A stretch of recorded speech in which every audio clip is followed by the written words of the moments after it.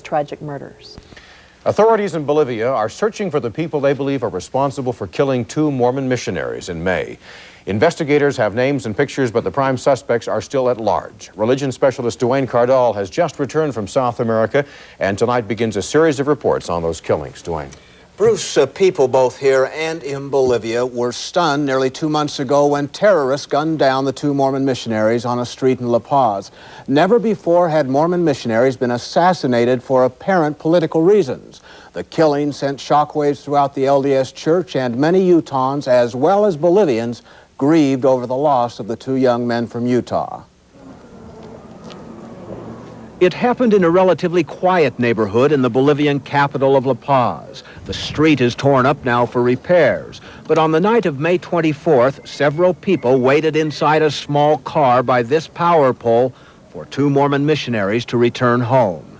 A lookout believed to be a woman stood down this street to signal the car as the young Americans approached.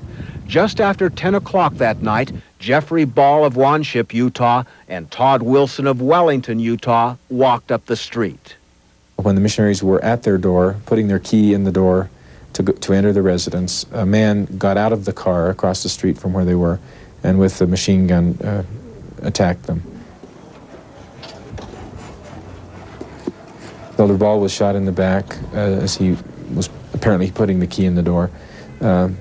And Elder Wilson, apparently, as the shots began to be fired, turned to the right and was shot from the side. That night was terrible for me and for all of my family. Elizabeth Pacheco was just going to bed when she heard gunfire. I went to look in the street. I opened the window and everyone was looking at my door. I looked and the shock was so great at seeing them there, seeing them lying there.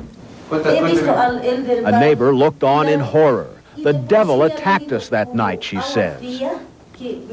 I saw Elder Ball lying on the ground, and it was like I felt cold water. I was in shock. I couldn't even cry. Nothing. I couldn't feel anything. Elder Ball died almost instantly. Medical technicians rushed Elder Wilson to a nearby hospital, but he succumbed en route. I was very distraught, very disturbed and concerned that something like this would happen. And of course, abhorred at the sight of seeing 2 of my missionaries dead. Although it's been nearly 2 months since the assassinations, the apartment where Elder Ball and Elder Wilson lived remains unoccupied, and much as they left it.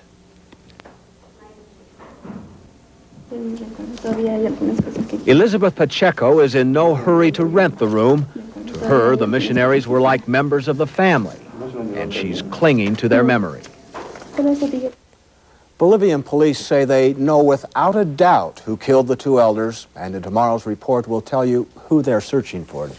Duane, what kind of attention is this story getting in the media in Bolivia? Major attention. It's major headlines virtually every day, at least during the time we were there, corresponding, of course, with the bombing of an LDS chapel in Santa Cruz.